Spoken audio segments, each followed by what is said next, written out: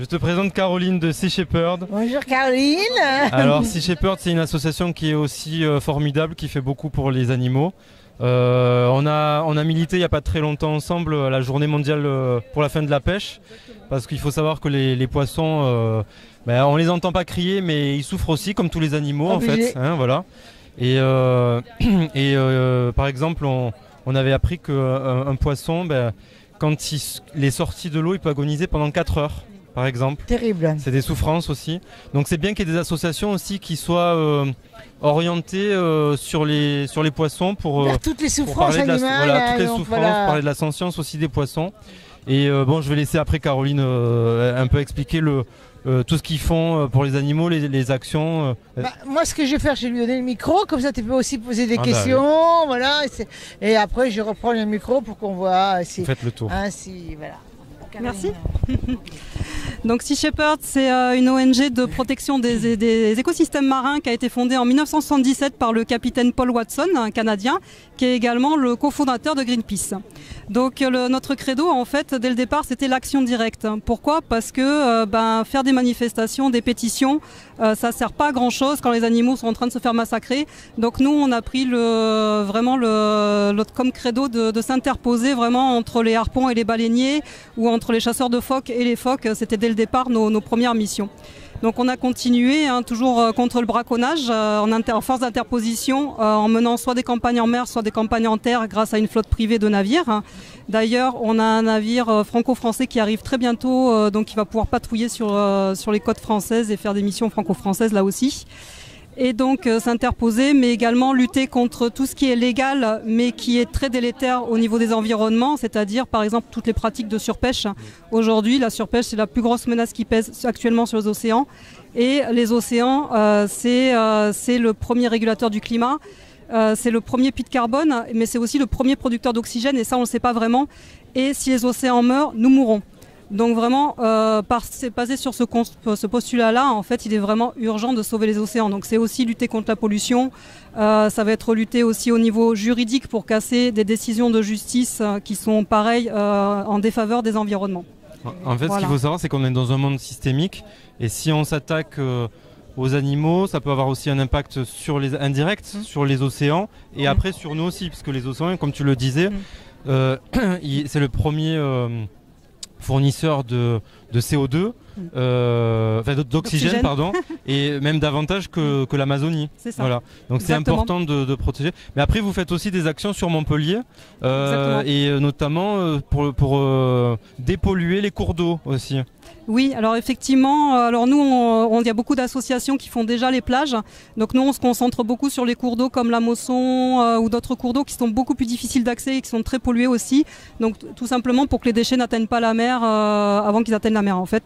Mais on a aussi une équipe de plongeurs qui fait de la dépollution en mer. Là, il y a 3 mois, on avait commencé à retirer un filet de fantôme au large des Aresquiers.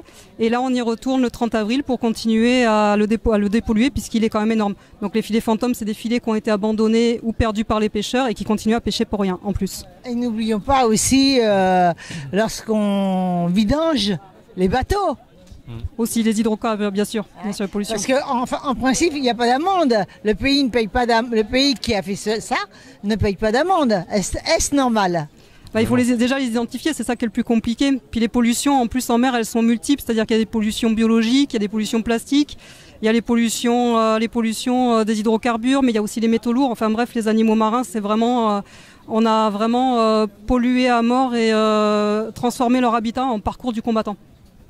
Et ça serait bien que tu nous parles aussi des actions que vous menez pour faire interdire certaines pêches qui sont terribles, en fait, par exemple, qui sont non sélectives, et on voit qu'il y a des dauphins, des tortues qui sont pris par exemple dans des filets et qui ne survivent pas en fait, alors que certains sont des espèces protégées d'ailleurs. Tout à fait. Alors donc c'est le cas par exemple dans le golfe Atlantique, excusez-moi, dans le golfe de Gascogne sur la côte atlantique actuellement. Donc ça fait 6 ans qu'on mène une opération qui s'appelle Dolphin Bycatch, tout simplement en fait qui vise à documenter et à alerter l'opinion publique et aussi faire pression sur le gouvernement pour faire changer les pratiques de pêche. Aujourd'hui, c'est 10 000 dauphins qui finissent en prise accessoire dans les filets. Le dauphin est une espèce protégée, elle n'est pas ciblée intentionnellement. Le problème, c'est que forcément, quand on pêche à l'endroit où il y a des dauphins, et en plus sur des zones de frayère, on finit par remonter des dauphins assez régulièrement. Alors au début, on pensait que ça serait de la pêche industrielle, mais on s'est rendu compte aussi, en allant sur des petits filailleurs de 12 mètres, 11 mètres, qu'eux aussi remontaient des dauphins. Donc on est en train d'avoir gain de cause, puisqu'on avait fait condamner la France au niveau de la Cour européenne de justice, parce que justement il y avait un défaut de protection dans nos espèces de dauphins françaises. Et là, le Conseil d'État vient d'imposer à la France, dans un délai de 6 mois, de faire ce qu'on demandait, ce que les scientifiques demandaient, c'est-à-dire d'obtenir des fermetures spatio-temporelles, 3 mois l'hiver et 1 mois l'été, donc sur les zones où sont les dauphins. Aux engins de pêche non sélectifs, évidemment, puisque c'est eux qui posent problème. Et donc protéger les dauphins, c'est protéger leurs habitats, donc c'est protéger aussi les espèces qui cohabitent avec les dauphins. Et après, il y a d'autres types de pêche, alors pas forcément en mer, mais qui peuvent l'être, mais aussi dans les cours d'eau, comme la pêche au vif, oui, qui font souffrir doublement des animaux, puisqu'en fait c'est un animal qui est le vif, en fait, qui est accroché à un hameçon vivant pendant parfois plusieurs heures. Il va agoniser le temps qu'il y a un autre animal qui vienne l'attraper et à son tour être pris. Et en fait c'est aussi dénoncé par les associations de protection des Paz, animaux, comme Paz par exemple, parce que en fait c'est complètement inutile, ça fait souffrir doublement les animaux, alors que y aurait d'autres méthodes pour éviter ça, quoi. Oui, complètement.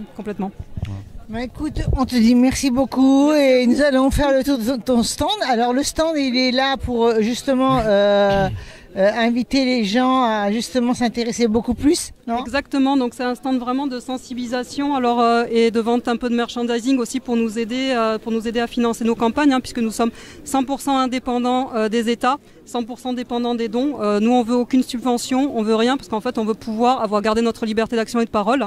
Donc voilà, donc c'est vraiment financé totalement par les particuliers et quelques mécènes. Donc voilà, et on a également une partie kits pour les plus jeunes, pour les sensibiliser du plus jeune âge. Écoute, on peut que vous féliciter tous et on vous dire merci pour les animaux et merci Edine d'être présent avec nous. Mais merci aux associations d'être là et puis à toi de venir, de t'intéresser à ce sujet depuis longtemps, mais de le mettre on vous dit tous les trois, au revoir. Au revoir. Merci, au revoir.